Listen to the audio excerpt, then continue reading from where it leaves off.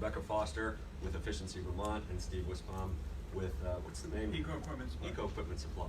I always think of Steve as the electric mower guy. That's all right. Which he is. So we're going to be talking about the energy transformation opportunities, particularly through the Renewable Energy Standard in Vermont. I'm going to talk about Burlington Electric's efforts in particular, but Joey Miller asked me to kick this off just with a brief kind of run through on the Renewable Energy Standard. I know folks in this room are fairly familiar with it. Could we close that curtain over there? Sure. How's that? Much better. Better? That is much better. Everybody can see okay? Yep. We do have a really beautiful view out here, so I appreciate that folks are having to look at these slides instead of at that view and all the ducks swimming on the icy lake here. So the Vermont Renewable Energy Standard, which I had the good fortune to work on back in state government, passed in 2015 with significant majorities in both the House and the Senate, was signed by Governor Shumlin in June of 2015. And you can see it had the three-tier structure that we've become more familiar with since in implementation. Tier 1 basically saying that all of Vermont's utilities need to be at least 55% renewable, using renewable energy certificates, the way that the other states have been doing, starting in 2017, and that rises to 75% by 2032. Tier 2, and there's been some interesting discussions going on around updating some of these standards.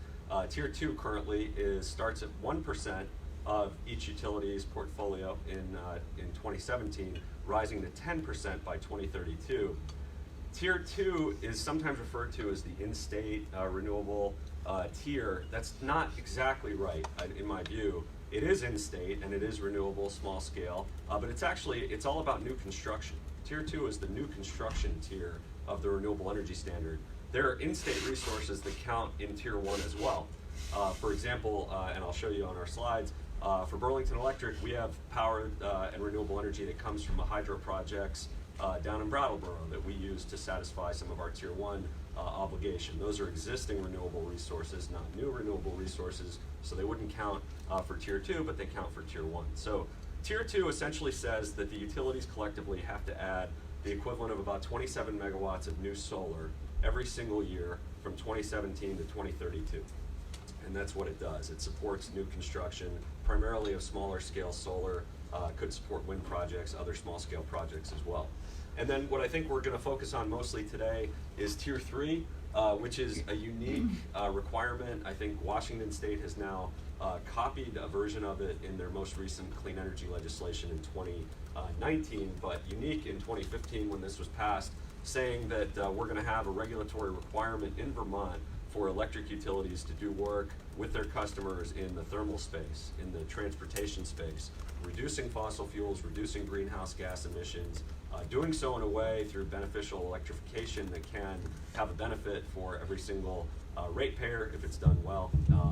And that was what the Tier 3 requirement was, and that's it's an ambitious requirement in that each year it ramps up fairly dramatically, and each measure that you do, and we'll talk about a number of them today, essentially you get the lifetime value of that measure in the year that you submit it.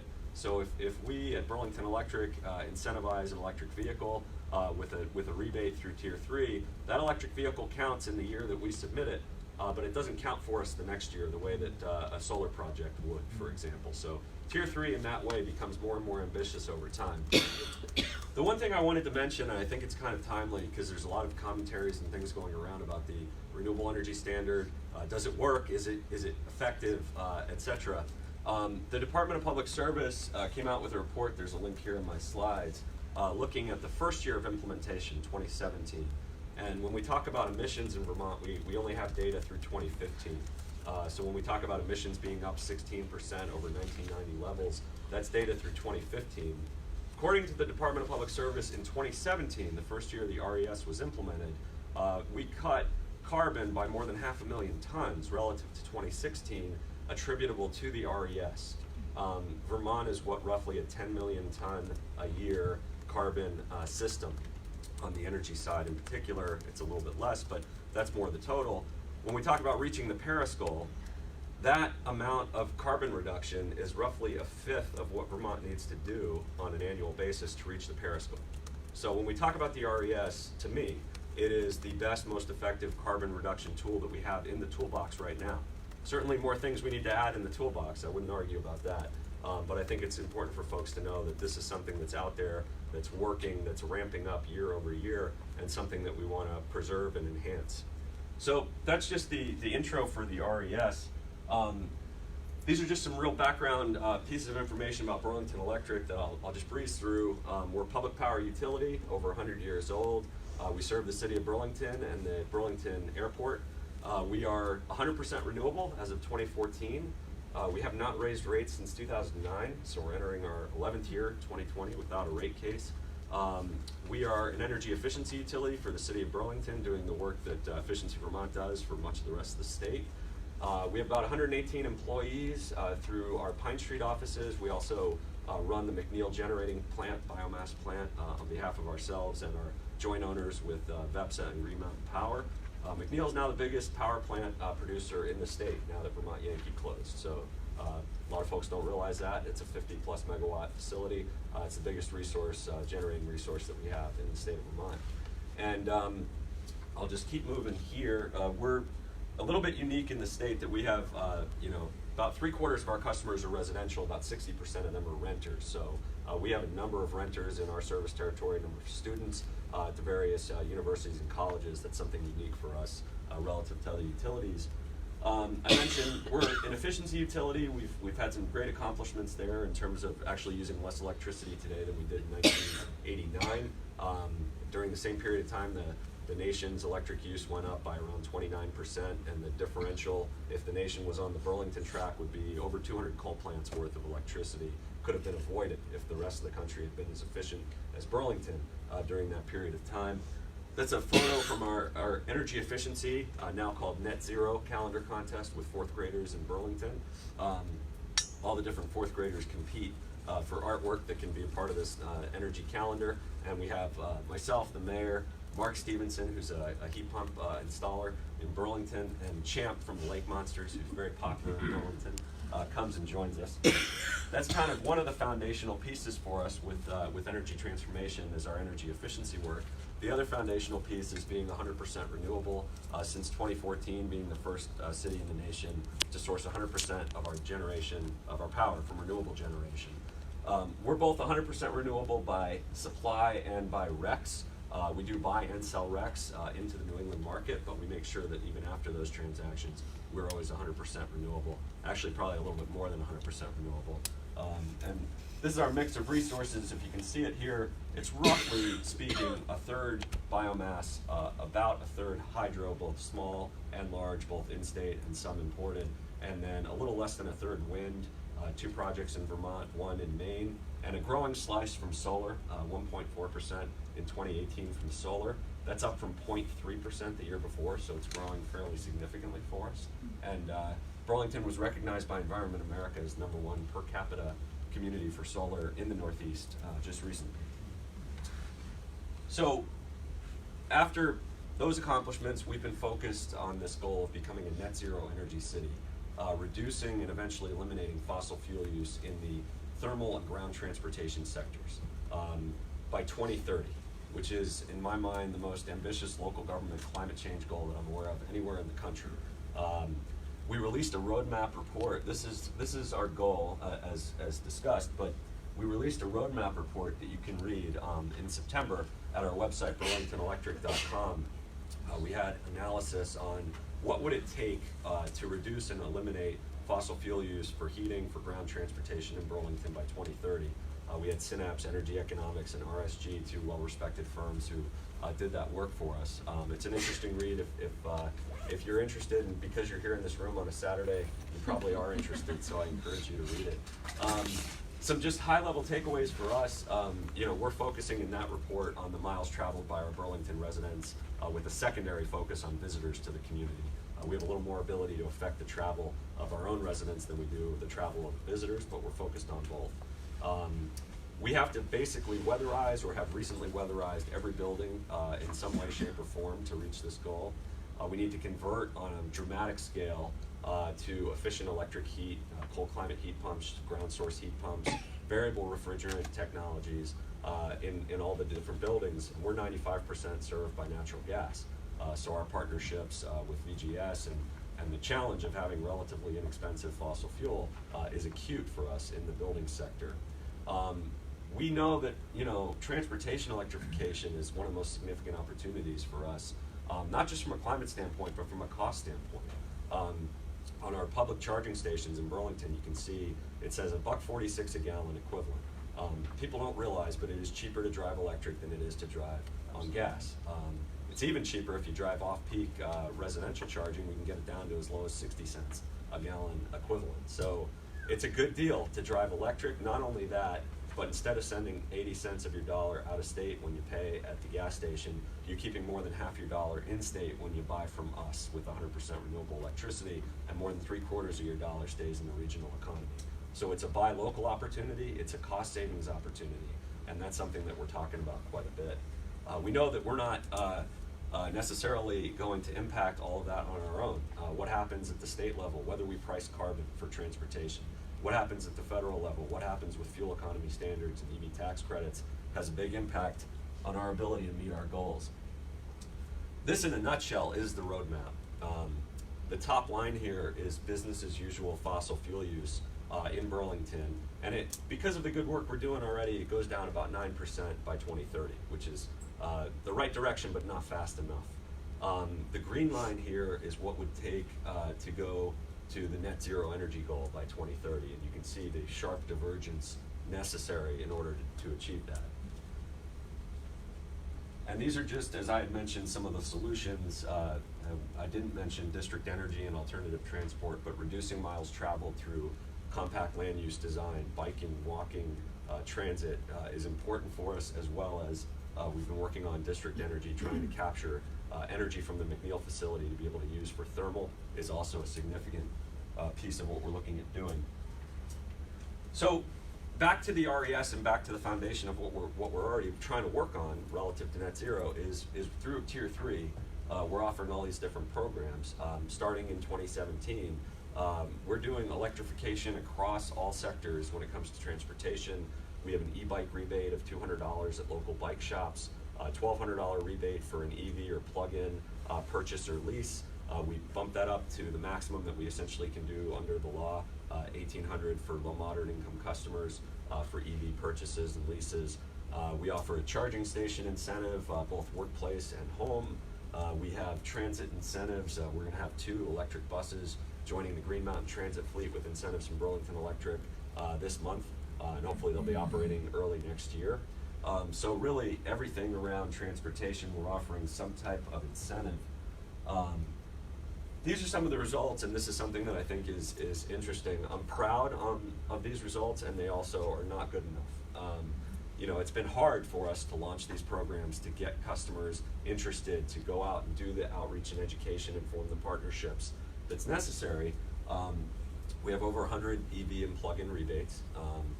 7 of those have been for low moderate income customers. That number's actually started to rise. It was only 2 as of a couple months ago. So I'm pleased that we're starting to make some inroads in terms of making these rebates and these technologies more accessible for all. E-mowers, Steve's been great talking about e-mowers. That's been our most popular program in Burlington. People talk to me about it at the school picnics. All my friends have heard about it. It's the one program that seems to have penetrated the consciousness. We sold out of electric mowers at our local Ace Hardware stores, and it's a $100 incentive for a residential mower, but it's really a $300 or $400 piece of equipment. So the price point is accessible. You don't have to buy and store gasoline. You don't have to worry about noise and local air pollution. It's a great program. It's a gateway, in my view, for electrification. People who want an EV and can't get one yet, they can get one of these mowers and they can participate in the transition and the transformation. And these are some of the new announcements that we made as part of our roadmap announcement. We went for the first time essentially all in on cold climate heat pumps, even for our natural gas customers where the economics can be a little more challenging. We've offered up to $2,200 for cold climate heat pumps. We have incentives for heat pump water heaters. If anybody's looking for an electric forklift and happens to be in Burlington, we've got a $6,500 incentive for you to switch over from your fossil fuel forklift. We're working on energy efficiency standards for rental housing. Mayor Mauro Weinberger has been working through a housing summit task force in Burlington, looking at broadening and strengthening efficiency standards across rental housing for weatherization as a way with policy to achieve something that's very tough to achieve through incentives, which is to get multifamily buildings weatherized and upgrade the efficiency standards there. We made a number of different changes. We're going to be rolling out probably more than doubling our number of public charging stations and publicly available charging stations in the community over the next year. We've been going to all of our different neighborhood planning assemblies, doing outreach, sharing ideas about the roadmap, taking feedback, so it's a public engagement and outreach process. All of this really wouldn't be possible without the Tier 3 energy transformation provision in the RES. I've talked to utilities in other states. I talked to a large utility in Massachusetts who called us about electric mowers. And they just want to do a pilot program, and they're trying to see if their Public Utility Commission will just allow them to even test out offering incentives. And to me, that's crazy. We want to electrify, we want to reduce fossil fuel use, then utilities need tools to be able to work with customers to help make that happen. In Vermont, we have that through the RES, and I think that's it's an important regulatory foundation for a lot of the work that we do. And I'm going to pause there and hand it over to Emily to talk about Green Mountain Power's efforts. And then we'll go to Rebecca and then Steve, and we'll have some time, I think, for discussion and questions. So, thank you.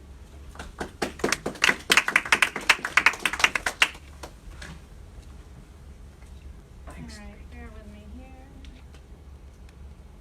How's everybody doing today? Good. I like to gauge who I'm speaking to. So, how many of you here are on an energy committee? Okay, so we have a few people. How many people are in the renewable energy industry? Okay, and how many people are concerned citizens, not necessarily in any industry related to it? Okay, perfect. I never thought I'd be working for a utility, which sounds very weird. But I did not grow up in Vermont. I didn't have the influence of what we have here in Vermont, Burlington Electric, Efficiency Vermont. But cutting carbon and costs for customers was the main reason why I was open to working at a utility. Because all of a sudden... Could yes. you come closer to us and sure. farther from the screen? That's great. Thanks. There's a So- fan behind us here, Emily, that's making it hard to hear. Oh, there's a fan? If you're Yeah. close, You know what? I'll drive your slides if you want to. Just Sure. tell me when to flip. Yeah. So yes, so here in Vermont, utilities actually have the concern of making sure we're cutting costs for our customers as well as cutting carbon. We can go to the next slide, please. So most of you know Green Mountain Power. So this is, I'll go through this really briefly. We serve 263,080 customers in about 202 towns. 60% of our energy right now is carbon free. 60% is renewable, 90% is carbon free. But we are committed to be 100% carbon free by 2025, 100% renewable by 2030. So as we go through the next 10 years, we're going to be developing the best tools and innovations that we can help get us there. We can go to the next slide. So I'm pretty lucky because Darren set me up pretty well. He explained everything about the program, but of course Burlington Electric has a different type of environment, different type of customers that we serve than we do. So I will just kind of go through the bullet points of the program on our end, and then we'll go a little bit more in depth in the next few slides. As you've heard already, strategic electrification is the key to getting off of fossil fuels, right? Not only do we have to go more towards electric, but it has to be carbon free and it has to be renewable. And the products and technology have to work for you as a homeowner or for you as a business. So transportation is the biggest polluter of carbon in the state of Vermont. So that is something we heavily focus on. Heating is the second largest carbon polluter in the state of Vermont. And of course, not only do we want to help support our residential customers, but helping our commercial customers is very important as well. And as we do this, we partner with many third companies. So Efficiency Vermont is one of them, and I'll share an example and a little bit about that as well. So how many of you already drive electric vehicles? And what are some of the benefits? No maintenance. Anything else? Lower cost. Anybody else? More torque. There you go. Now we're Yeah. talking. Acceleration. More So, torque. Less noise. exactly. So there's many benefits to Feels electric good. vehicles. There you go. One right after another. But as Darren mentioned, and as some of the other presentations that we've heard already today, it's the upfront cost that tends to kind of hold people back from making that investment, right? So the best thing that we can do is help with that difference. And so for Green Mountain Power, we have up to $2,500 in electric vehicle rebates. And part of our electric vehicle program is if you buy a new vehicle, then we'll give you a free charger. And that charger is actually shared. So what happens is, how many of you are familiar with the peak hours in load management? Okay, so through the vehicle charging, that's one of those tools that we use to try to bring down costs throughout the year during those peak hours when energy is the most expensive. So not only can we support technology that's green and carbon friendly, but also a technology that can help decrease costs for all the customers, not just the customers that buy the electric vehicles. We also have a commercial incentive, $550 per port. So again, the whole concept is being able to support residential customers as well as commercial customers, because we live in a society where it all interacts together, right? You can't help one and then the other one's still going on producing a ton of carbon. Electric lawnmowers, we talked about that. We also have an incentive for electric lawnmowers. We also have them for the commercial lawnmower as well as e-bikes. So again, as Darren mentioned, they're a great stepping stone of getting to the strategic electrification, maybe start on a smaller scale and then build up from there. So commercial is very similar in the sense of, again, heating is the #2 source of carbon pollution in Vermont. Commercial is one aspect where we work very closely with Efficiency Vermont. So what we really try to do is make sure that we can offer the customers the most we can between the two of us. And so we take a look at, and we go to these, so this is an example of the Shelburne Library, but we discuss these projects that businesses are doing, or municipalities are doing, and figure out where can Green Mountain Power help and where can Efficiency Vermont help, and make sure that we cover all the bases. In this example, Shelburne Library installed a heat pump. We provided $5,000 towards that commercial heat pump, and it will offset 491,400 pounds of carbon during the lifespan of the heat pump. And for residential customers, how many of you have heat pumps already? Okay, few, fantastic. And same thing, what are some of the benefits of a heat pump? And also air conditioned. Yes. And dehumidified. Yes. And especially, unfortunately, we're faced with this carbon problem and climate change. And as we see, we're going to get more and more days of the year that are hotter, and that added benefit of having air conditioning is definitely helpful. Sorry, it's a little bit too high up Oh. there. Okay, no, it's okay, I can figure it out. Okay, so we talked a little The bit other about way. load management. That's, There we go. How's that? thank you. So how familiar are you with load management? If somebody says that, what does that mean to you? Sure. Well, I presume that you're managing the load in order to keep Green Mountain Power's load profile during the day to avoid peaks and distribute that load to where your charges from ISA and New England are minimized, and thereby saving your customers costs and rates. Sure. You can come up here and finish the presentation if you like.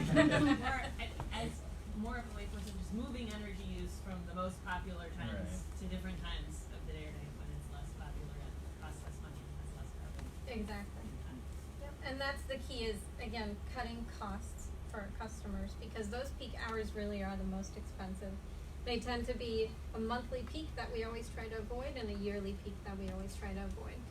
And implementing some of these pilot programs and tools helps us kind of share the responsibility of managing those peaks. in helping us bring those costs down for all of our customers.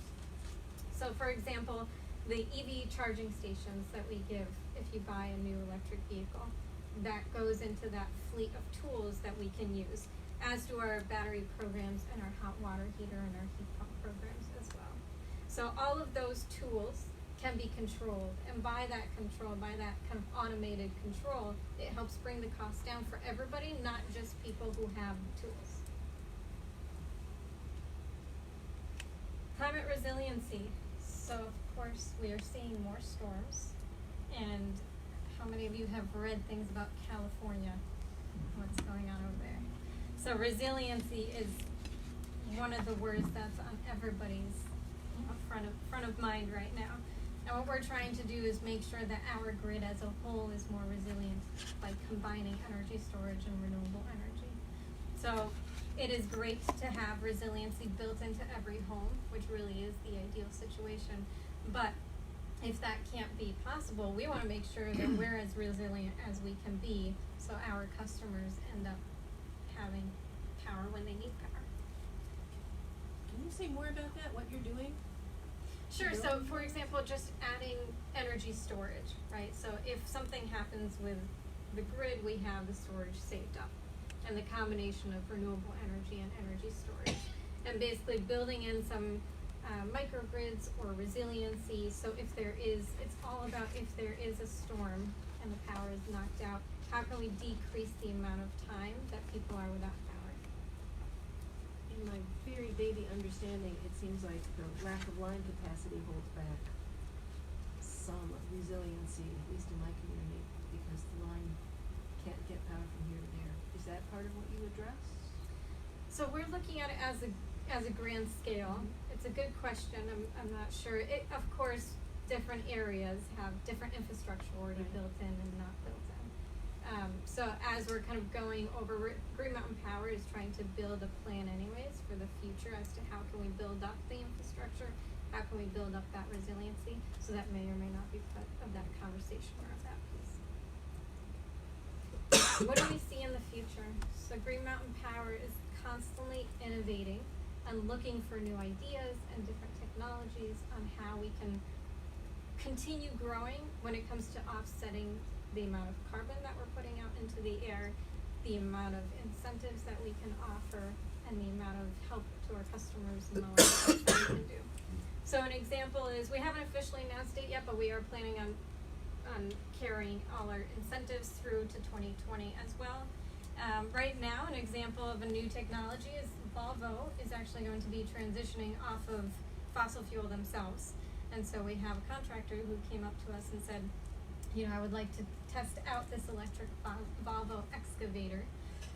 So that's something that would be fantastic. So on top of, for example, the forklift incentives, there's going to be more and more equipment on the commercial side as well.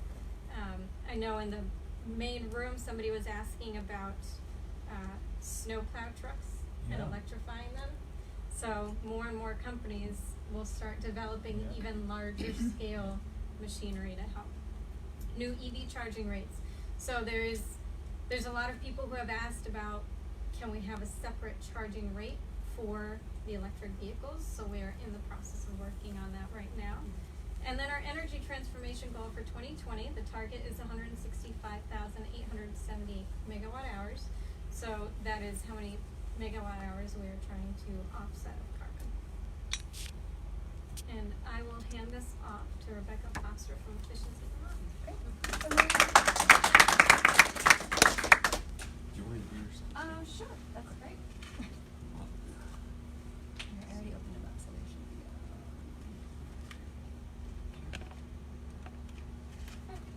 Hi everybody, thanks for being here today, especially on a Saturday. I know it's a lot of effort to kind of get out and drive over to Fairleigh, but I'm happy to have you here today. So I'm Rebecca Foster, the Director of Efficiency Vermont, and I'm going to talk a little bit about what role Efficiency Vermont is playing in the energy transformation work that you've heard BED and Green Mountain Power talk about already. There's a great collaboration story here that I just want to share with you all, and then I'll be part of that Q&A at the end. So the first slide just gives a little bit of background, you can go to the next, on Efficiency Vermont. So just to provide the backstory.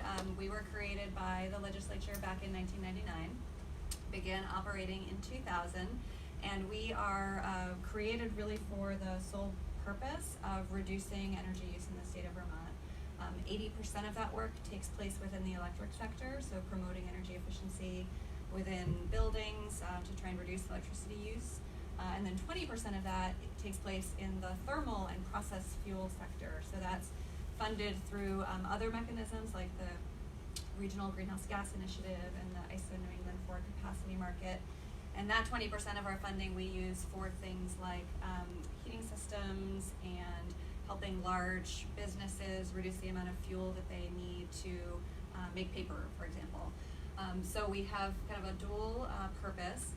We are regulated like a utility and overseen by the Public Utility Commission on 3-year cycles. So right now we're just wrapping up year 2 of our current cycle, and we'll go into next year and then begin a new cycle for 2021. So what I'm here today to talk about is collaboration, doing more together.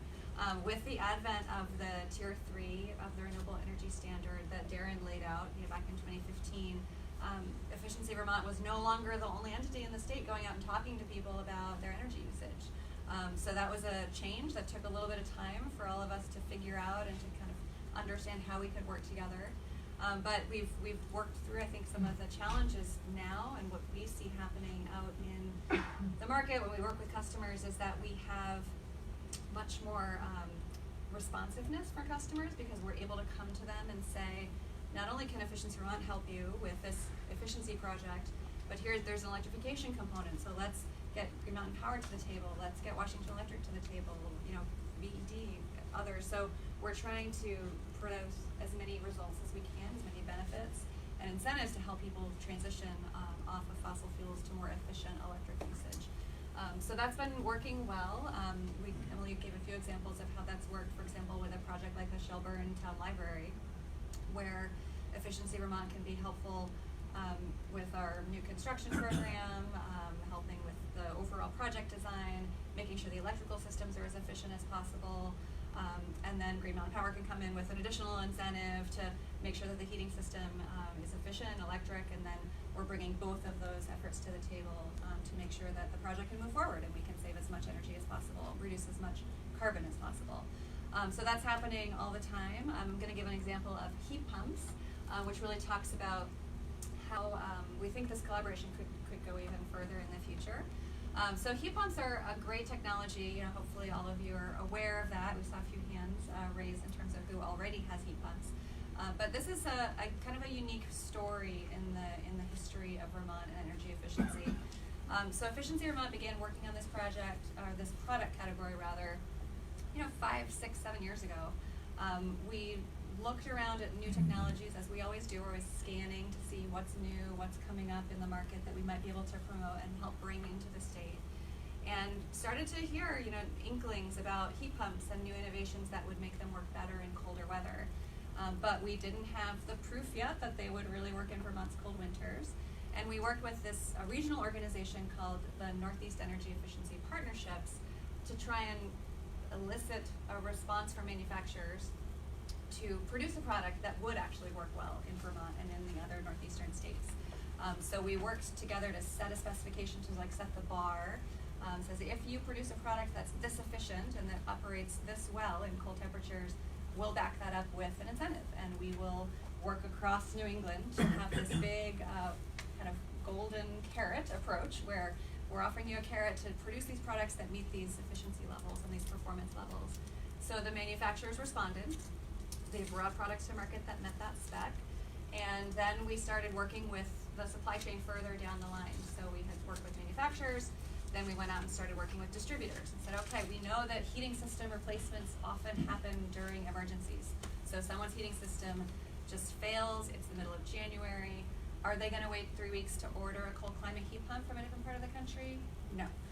So we need to get the distributors on board, we need to get them stocked, have the units sitting there, we need to reduce their risk for having stranded inventory that they can't sell.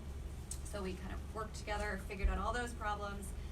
And then next step in the supply chain, contractors. Let's train the contractors to know what are good applications, how to install these correctly to make sure that they'll actually function as intended. So there's all this work in the supply chain to coordinate all of those different players and make sure that the products can get to Vermont. Then, okay, ground is set, everything's ready, let's go out with rebates.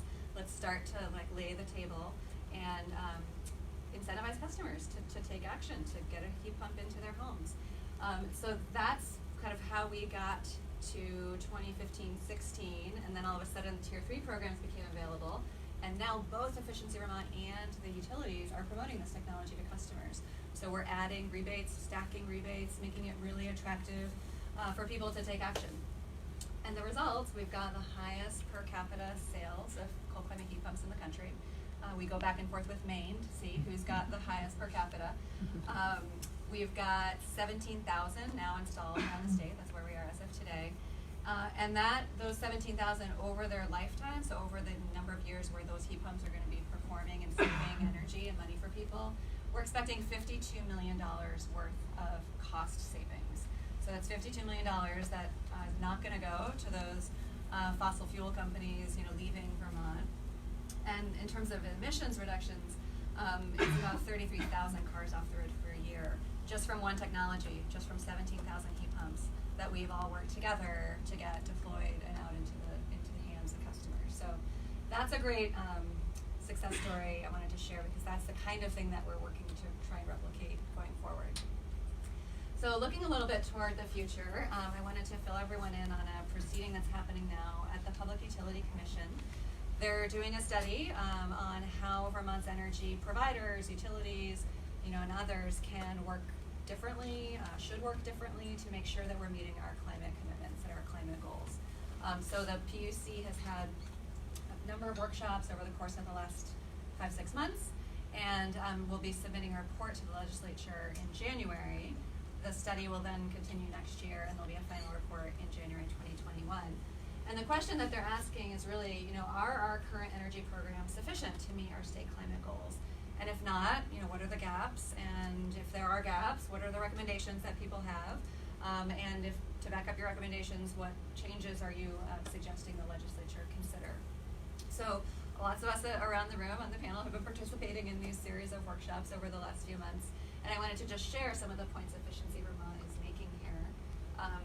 You might guess from the topic of this presentation, we're saying we would like to be able to collaborate more with Vermont's utilities.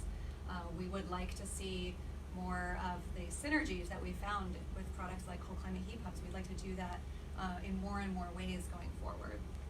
We would like to see greenhouse gas emissions as the primary metric of success. Right now, we've got a few disconnects between how Efficiency Vermont is regulated as an energy efficiency utility and how the Tier 3 programs are regulated. We're working on slightly different metrics. We're working on, with Efficiency Vermont, reducing electricity use is our #1 metric, and with the Tier 3 programs, it's reduced fossil fuel usage. Those things sometimes line up, but sometimes they don't. And so I think we're really asking for more creative thinking about bringing all of those entities together to work on a common problem, create some shared goals that we can all be working toward together. And then thirdly, I'm suggesting that using Efficiency Vermont as a statewide infrastructure would make sense. We're looking at huge goals that we need to reach over the coming years if we're going to stay on track, get back on track regarding climate. We don't want to spend time or money duplicating infrastructure, recreating the wheel. We're saying, you've got this statewide network infrastructure to develop and design and implement programs. Put that to use.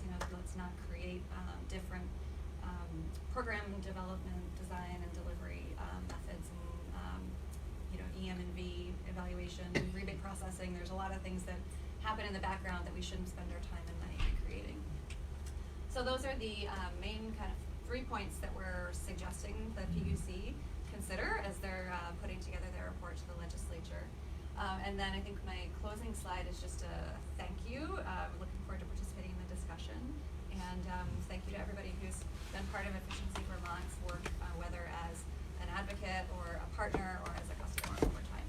Thanks.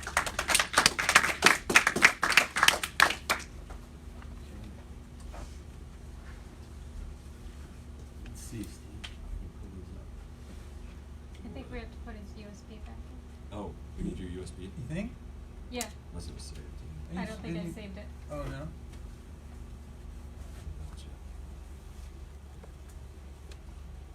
Yeah, I think that's right. If you have it. Unless I can pull it up here. Wait, what did it? No. There. Yeah. Okay. Sorry. I got it somewhere. Sorry, folks. Best laid plans. I thought it was, Is it up? I thought it it was in there. It's Like, took it out when you had We start computers asking in. questions. Yeah, sure, go ahead. Okay, I've got a question for Rebecca. Yeah. It's about heat pumps. Mhm. And so what you've been focusing on, I think, have been, air-to-air heat pumps. And does Efficiency Vermont has it been investigating air-to-water heat pumps on behalf of the public? Yes, we have. As I mentioned, we're kind of always scanning for new technologies and, you know, what are the national labs working on, what are the manufacturers working on, what might we be able to bring here. So cold climate heat pumps, the ductless systems that most folks are aware of are really the predominant type of technology that we're seeing right now in our programs.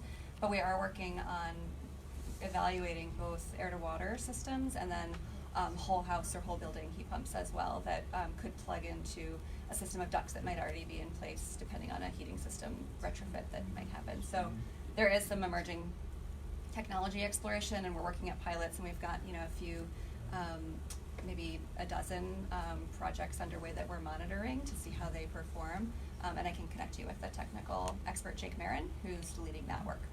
Just as a ballpark, yes, how close are you to offering incentives on something like that? We can offer incentives now and have done so for a few systems in the state. They tend to be more custom, based on, you know, particular application and some engineering estimates. So we're a little bit away from going out with a really broad campaign to promote those, but we can do incentives even right now. Could you spell Jake's last name? Jake Marin, M-A-R-I-N, and let me know if you need his contact information. All right, we're gonna jump back to Steve and then we'll go back to questions. Okay, so reducing greenhouse gas emissions with electric lawn care equipment, opportunities and challenges. You can go to the next slide. So I'm gonna use notes because it's gonna be quick and I got a lot to say, but just gonna try and keep it brief. This is the first of two slides that reinforce the importance of electric lawnmowers. You've heard it mentioned a few times already this morning. This is a mashup of two publications. One's from the Department of Energy, U.S. Department of Energy, the other one's from the Department of Transportation, that show that, contrary to another slide that was up here, my data shows that there's 2.6 billion gallons of gas, 100 million gallons of diesel, generating 54 billion pounds of CO2. That is commercial and residential use of lawn care equipment in the U.S. It's a lot of carbon. And it's likely that lawn care equipment in Vermont, we're looking at about 3 to 5 million pounds. Maybe there's a difference between metric and non-metric, I don't know, but whatever it is, there's a lot of lawn mowers, there's a lot of gas being burned mowing our lawns here in the Green State. It's also worth mentioning that the gas and diesel that's used in conventional lawn care is counted as part of the transportation sector, which we hear again and again is the largest sector for greenhouse gas emission. So one of my goals that I've been trying to do is get that message across. When people are talking about transportation, they don't think, there's not too many people commuting to work on their lawnmower, so people just don't realize that that fuel is part of the transportation sector. So until 3 years ago, when I started trying to bring attention to this, it wasn't on the radar. And people like Darren, I have to say, my first call to Darren, I didn't know him, called him up, introduced myself, all I said was, I started this company, Eco Equipment Supply, to encourage the use of electric lawnmowers. And the next words out of his mouth was, that is a great idea, we should have an incentive for that. and then I went to Green Mountain Power and was put in touch with their innovation team, Craig Fiera and Jeff Mondar. Also, this is a great idea because of Tier 3. Let's do this. What they didn't realize is that no one had ever done this before. No one had ever created an incentive for electric lawnmowers based on greenhouse gas emissions. California has incentives based on air pollution, but it had never been done, and it needed to follow a certain protocol, and it took 18 months. And a lot of hounding by me. They probably did it just so they wouldn't have to respond to my emails anymore. But then once they did it, then the work was done for Darren and Vermont Electric. Well, you'll see. But the good news is that transportation exists right now to pretty much eliminate the use of gas and diesel for lawn care. First slide. These are the major brands of the walk-behind mowers that are out. Really, I have not heard a single person complain about the new generation of mowers. I hear a lot of complaints about the first ones, the Newtons, and that's left some bad taste in some people's mouth. But for the most part, these new mowers are amazing, and people are so happy with them. Third slide.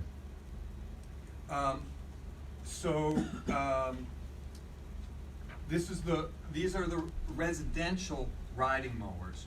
There's not as many of them. Ryobi, there's 2 Ryobi up there. So really, we got Ryobi, Troy-Bilt, this Cub Cadet. There's this company on the left, American Power Products, is just coming out with a mower.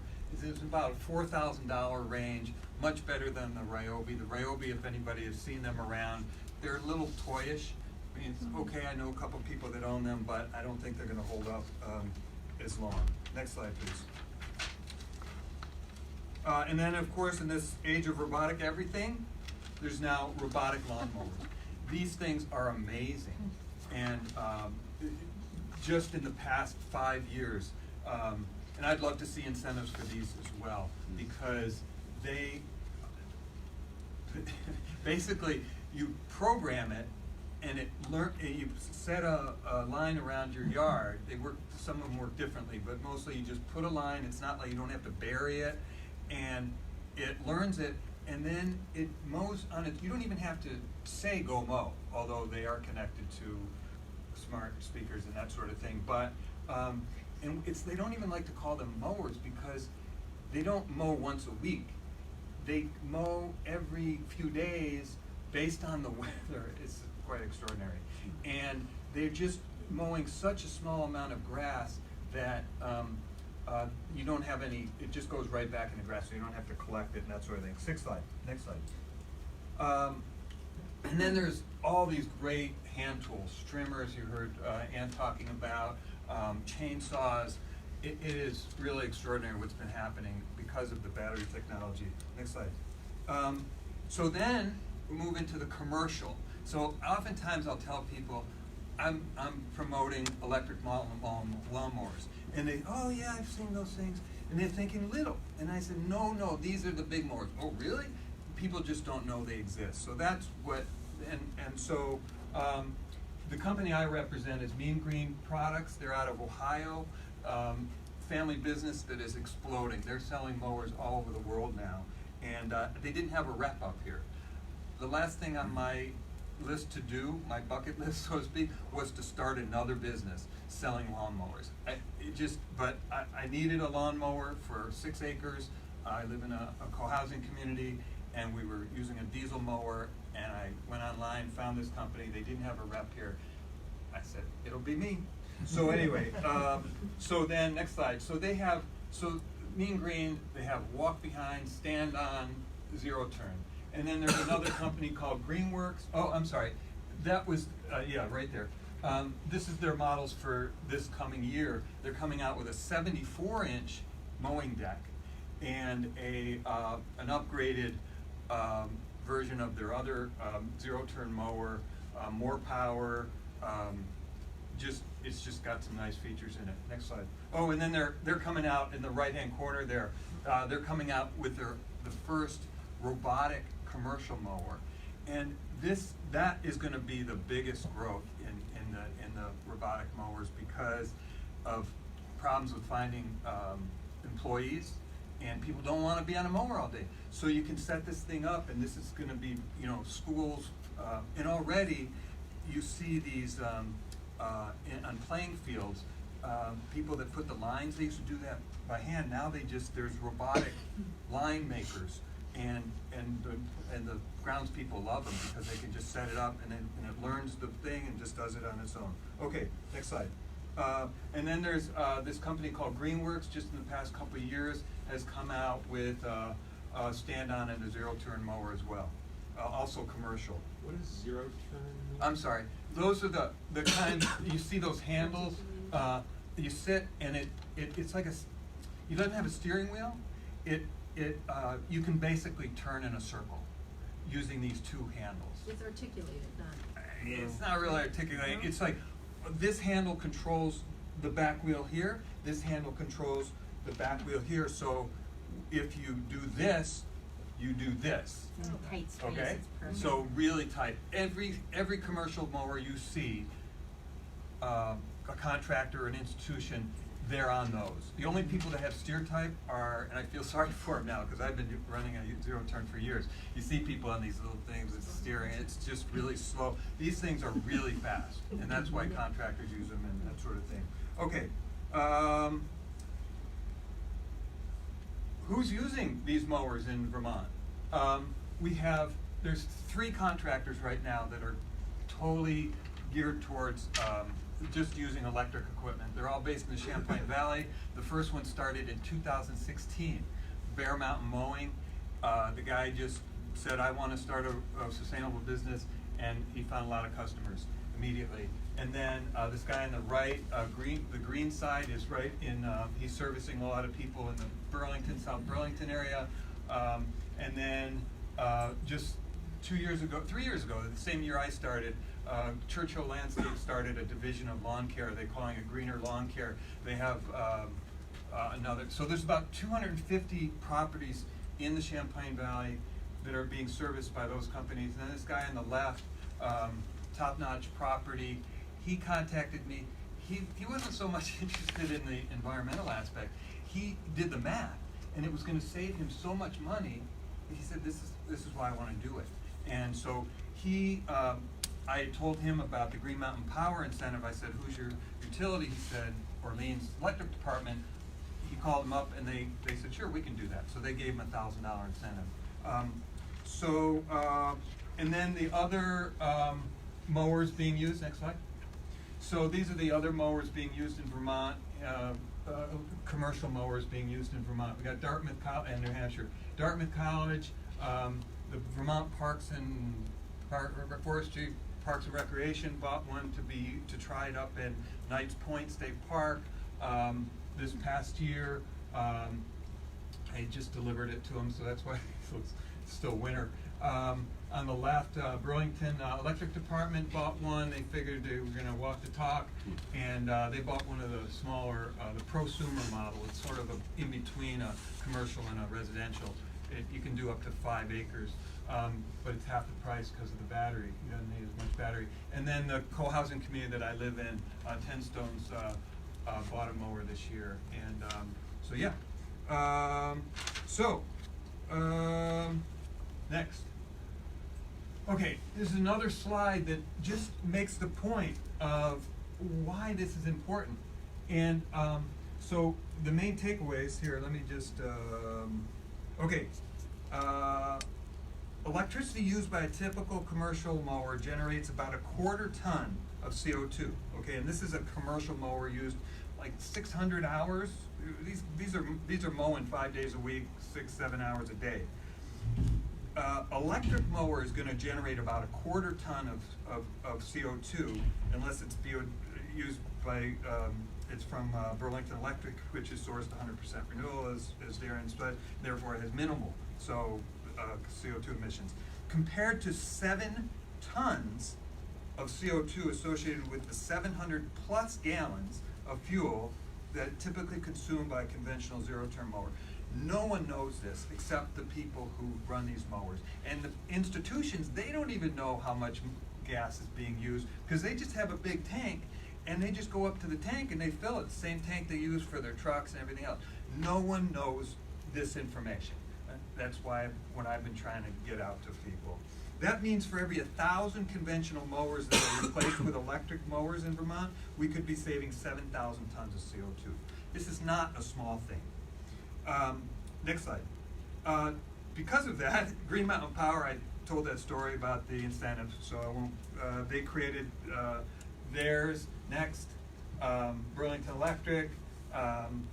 Next, Vermont Electric Co-op. I went up to their annual meeting. I heard they were doing an annual meeting at Jay last spring, and they were going to be focusing on their incentives for electric cars. I heard this an interview on VPR, and I called them up the next day and I said, introduced myself, and would you like to see an electric mower up there? I went up there and met some of their board members, introduced myself, said, hey, you know, you might consider this. 2 weeks later, they launched their own incentives right in time for spring. And then the next one was Washington followed suit, Washington Co-op, and then I just was told, next slide. I was just told that the Vermont Public Power Association, which you guys are a member of, I guess? We used to be. Used to be. Anyway, they represent 12 publicly owned utilities like Oregon Electric Department. They're coming out with an incentive next month. Same. So it's happening. All right, so despite the encouraging developments, there remain some significant institutional and cultural barriers that are impeding the adoption of electric lawn care equipment. And that's by grounds departments at both state and municipal level, public school districts, colleges and universities, and lawn care contractors. Going, thinking back of that slide, who's using these mowers? It's not a whole lot of people right now. And I've been at this for 3 years. So I have heard every possible excuse, and a lot of it is the people that are operating the mowers. What are those barriers? Resistance to change, bias and skepticism, and finally, although conventional lawn care equipment is ubiquitous until recently, this source of greenhouse gas emissions has received little to no attention. Okay, people just aren't. If you're not talking about it, if you're not saying cars and mowers, then it's just not going to. People aren't going to respond. So, and then there's institutional barriers, most of which relate to the higher cost. We're talking about anywhere from 25% to 300% more for an electric mower. It's a lot of money. And while helpful, with the exception of BED's commercial incentive, which reduces the purchase price of a zero-turn mower by 14%, the other incentives only reduce the purchase price by 3 or 4%. It barely covers the sales tax. Okay, so I'm going to be talking to people at VEIC and other places like, let's see. Okay, well, additionally, there are no incentives offered through VEIC Efficiency Vermont for mowers.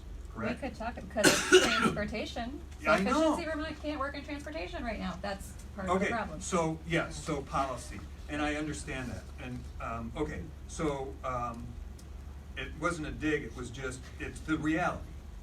Right now, it doesn't exist, but that's something we can change, hopefully. There's no revolving clean energy loan program for state departments. There is a revolving, from what I understand, there is a revolving clean energy fund for state departments and that sort of thing, but it doesn't cover electric lawnmowers. I don't know what it covers, but it doesn't. So public school districts, all that. Nor are there any low-interest loan programs available to contractors to purchase commercial electric mowers. So I'm hearing a lot about, collaboration. This needs to be folded in. And then next slide. Next slide after that.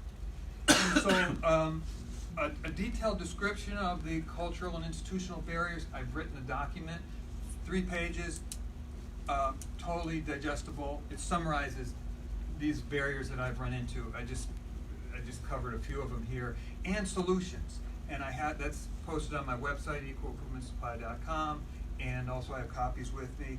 And then I've also produced another document, taking action strategies for reducing greenhouse gas emissions from lawn care, where people, energy committees, students, this change is gonna come from the bottom up and from the top down. And because if you leave it to the people running the lawnmowers, it's not gonna change. They love their loud race car things. It's just not gonna change. I could give you, there's a very prominent university in this state that I called probably much 3 years ago. He practically hung up on me. And it took 3 years for someone above him to say, because of because of Burlington Electric, they heard about this, kind of giving a little hint who this might be. Because of this incentive, I think they said, well, why aren't we doing this? So they had me do a demo. The head of that department wouldn't even come out till the end, and then he sat there like this. It's just like narrow. But anyway, so thanks for listening, and I hope I've inspired you to join the movement to mow electric. I think we're close to out of time, but if there are maybe one or two questions we can entertain as a panel, ask the panelists to come on up, and Steve as well. Yes, sir, in the back. For you and GMP, I work for the City of Lebanon Energy and Facilities Manager. We are trying to roll out electric vehicle charging stations on many different levels, up to 350 kilowatts. Mm-hmm. How are you all handling the demand charges? I can say in Burlington, we only have a couple of chargers that are at that, and they're not at 350, but they're probably more around 150 or even 50 kW. Excuse me. We've had a lively conversation with our state regulators who are interested in seeing if there's a way not to have significant demand charge around that and actually incorporate perhaps something into the kilowatt hour charge to make those a little more attractive potentially for private investment. At the moment in Burlington, these are publicly developed public charging stations, so it's not the same issue. I don't know if folks from GMP may have a different experience. Yeah, I'll be honest with you, I don't know the nitty-gritty details on the evolution of the EV charging rate that we're working on, but that's most likely part of that conversation as well, to have a separate rate for electric vehicle charging stations. But how are you handling it now before you have those things set up in place? You're just like eating the additional cost of those? Well, for us, we have a tariff. We have a public charging station tariff that sets a kilowatt hour charge, and they're publicly owned by us. So we've kind of put all the pieces into that tariff, gotten it approved at the Public Utility Commission, and that's what we charge per kilowatt hour. We don't have, as far as I'm aware, any privately developed charging stations at that level, probably in part because of the demand charge issue. And that's why we've been having a conversation with the regulators, because they'd like to see, and we'd like to see, the investment. We just want to do it in a way that if you don't have the demand charge on the charger, if you lower it in some way to make it more attractive to put one of those in, how do you recover the cost, make sure there's not a cost shift to the other ratepayers for the utilities? It's a very live discussion here in Vermont. Yeah. I might defer to Graham a little bit as well. Sure. Graham's kind of our charging. Yeah, so right now, public charging stations can go on our standard commercial rate, which includes the demand charge if it's above 200 kilowatts. As Emily mentioned, we are working to roll out a special purpose rate specifically for public charging. There are also battery-backed level 3 stations that we've explored, where you can charge up the station and then avoid the demand charge. But I'd say level 3 charging is a bit of a unique beast in that, unlike residential, there's not a lot of flexibility to shift. Someone's going to show up to that station and they need to use it right there. As an EV driver, I can tell you, if you told me I couldn't plug into that, I would be pretty mad. So I think right now the focus is very much on getting stations out there, helping to solve range anxiety, but absolutely a challenge to solve as the next step of how do you get costs down so that more private developers can come into those stations. And saw a couple additional hands. Chris? Yeah, I mean, one of the biggest challenges for all of you must be just keeping track of the change in technology and costs. And the latest that I've seen is that they're predicting that the downward trend in battery costs is going to mean cost parity between comparable internal combustion and electric vehicles in something like 2023. how do you see your strategies shifting when that happens? I mean, for us, we've heard, I don't know, I heard 2025, but something in that range. If the upfront cost of an EV was comparable to a conventional vehicle, one of the things we would like to do over time is lower the level of our incentive and offer many, many more incentives out there for folks, and shift probably from an upfront incentive model to putting more of our funds into infrastructure for EV charging, into home infrastructure for EV charging, dynamic charging rates and structures. So our role over time, if that happens, would be to shift away from providing the upfront incentive and shift more to managing that demand in a way that benefits all customers potentially. I mean, if others have. Yeah, very similar, but I will say that as we're looking at the way that technology changes, whenever we're making decisions about tier 3 incentives or any programs or innovations that we have, we're always looking at where are our customers' funds the most effectively utilized. So if that becomes less effective than incentivizing a different product, different technology, then we assess it at that point. I think the only other thing that I would add, not necessarily with regard to vehicles, but just in general in terms of program design, is thinking about the slides that Jared showed earlier today on the number of used vehicles and used vehicle sales. So if new vehicle parity is 2025, 2023, somewhere there could be a shift toward early retirement of internal combustion engine vehicles to get them into EVs sooner, or another strategy about low moderate income, getting more incentive and more work done with the folks who really need more support with the transition. So even if it's parity for a new vehicle, there's a lot of people who are not in the market for a new vehicle, and so that could be a strategy as well. And that's the kind of stuff that we've done in the building sector, just kind of constantly looking at new technologies and what we need to change as a result. Steve, and then we'll take another question. Yeah, just to follow up on what you were saying about where the charging station and moving more to at people's homes. I've driven probably 50,000 miles with an electric car. I have only used public charging stations twice. People are not. My feeling is it's sort of we're wasting money. It's just my personal opinion that people are not going to buy an electric car because they know there's one or two stations in town that might or may not be available to them. They're going to buy an electric car because they can charge it up at night at their home, and they can drive as much as they need to that day and come home and charge again. So I've been troubled by the fact that we've been spending however much we've been spending. I know it sort of makes it, there's this public relations thing, is so seeing these stations out there, but I think it's a waste of money. I think the money should be put where people need it, where they're going to use their chargers, which is at home. The technology, right now, the new Leafs, I'm getting 150-mile range. I mean, who drives more than 150 miles in a day? If you're taking a trip, yeah, you go into the whatever. So it's just my 2 cents. Just we have a question right here. Do your rigs have the batteries permanently installed, or are they switchable? Oh, I'm talking about. No, I'm talking about your rigs. Oh, so the mowers, they don't need a special charging system. It's just they come with a charger. It's just a big charger. But are the batteries permanently installed, or yeah. are they switchable? No, they're not switchable. These are right now. The technology is one of those batteries.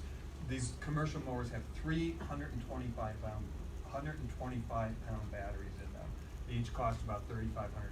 So you cannot just take it out and put another one in. They're in so can your guy mow 6 hours a day with that? Yeah. So an institution can. Right now, that's just sort of a barrier that some contractors are actually on their mowers, their operators are mowing for 8-9 hours. And right now, our mowers, there's no mower that'll mow that much for a contractor. But it's fine for institutions, anybody that's it's working a 40-hour week, they're not mowing for more than 6-7 hours a day. And our mowers can do that now. The technology exists. But as we know, the battery technology continues to improve, like 10% a year, I hear. But it's so, yeah.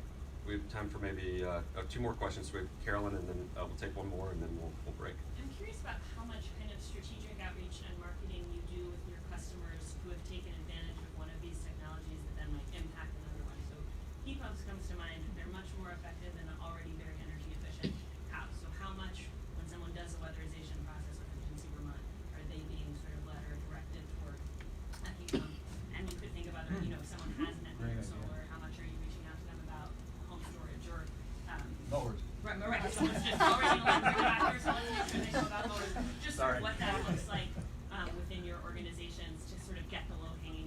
maybe the Yeah. the highest need for law enforcement? That's great. That's a great question, and it is something that we do. I think we could always do more and better. But you know, I mentioned before that infrastructure that Efficiency Vermont has worked on and created over the last 20 years. Part of that infrastructure is knowing who's done what, and so you know, we've got a customer database. I'm in it. Many of you are probably in it for the projects you've done. So like we do pull from that quite a bit and say, okay, you know, this group of 40,000 people has done weatherization in the last 3 years. Let's do a heat pump direct offer to them now. This group of people we know has replaced a heating system already. Let's figure out what their next step is. You know, this group of people has done an appliance. Let's get them to the heat pump offer. So we're trying to do that more and more. But I think it's a great opportunity, and it's one of the reasons that this collaboration between all of the different programs is so interesting, because then, you know, we can broaden that set of knowledge that we have, and you know, kind of figure out if someone's done an EV, likely they're a good heat pump, you know, opportunity, or if they've you know, taken some steps with a mower, you know, maybe they're ready for the next thing. So I think there's more to do there, but it's something that we've started and we've seen some good results. Well, we have a few more questions, so if folks want to stay, we can stay. We have a question right here. How about electric vehicles in high-density urban settings where people park on the street? How are you accommodating that? Well, in Burlington, we've started, you know, rolling out charging stations in different areas, you know, so that there is a publicly available component. But one of the things that's a challenge for us, I think, is multifamily. So we actually had this program, it's called ExcelVT, where we had these companies come in from out of state, largely, and they're early stage companies developing new technologies. One of them has a charger that's really well suited for multifamily buildings, because you can set it up and make it available certain times of the day public and certain times of the day just for residents who sign up, and then you can set up a system where the resident's able to pay for it. So we're going to try to roll out 16 of those over the course of the next year, so that if somebody has, you know, a parking situation where they're not able to, you know, put a charger in, maybe if they're in a rental situation or condo situation, that they'll have access, and then we'll have actually more public access points with those as well. We're going to have about 20 new chargers through the course of the year. Steve's point is not wrong, though, that you know, if you have a place to charge at home, you probably don't need as much public charging. I think for travelers, it's certainly a comfort. We're seeing in Burlington that, you know, roughly, you know, sometimes half, sometimes a little less, or more than half, depending on which month, of our charging is being used by visitors from Vermont, visitors from out of state. So we're, you know, that's a good thing. We're bringing in folks to visit, to shop, to see somebody, to come for work, and then they're able to use those stations and charge up. So it's a challenge. We're trying to address it with some infrastructure, new technologies, but it's definitely something that needs more work. Yeah. I think I saw one or two more hands. Okay, we'll go here, and then we'll wrap. Okay. First I want to say, Darren, I wish you were my electric company. I'm jealous. Oh. Good job. Thank you. Thank you. And Rebecca, can we call a push mower an appliance? Since we're not ready. We have had active conversations with the regulators about this, and I think there are slightly different opinions out there. I think we've tried to talk with the regulators about the fact that this is really an electric motor on wheels, whether it's a mower, whether it's a car. They've held back so far from agreeing with us and providing us opportunity to work in those areas. But I think there is agreement that if there were a more efficient electric mower, like if there were two tiers of a standard efficiency and a really efficient electric, then that would hold muster. Same for an electric vehicle of some other sort. So we're taking small steps and trying to just open the regulatory dialogue a little bit. And then this Act 62 study that I mentioned really gave, I think, all of us license to think more creatively and to put some of those ideas out on the table, and we've certainly taken advantage of that to suggest that Efficiency Vermont could play a role along with the other utilities.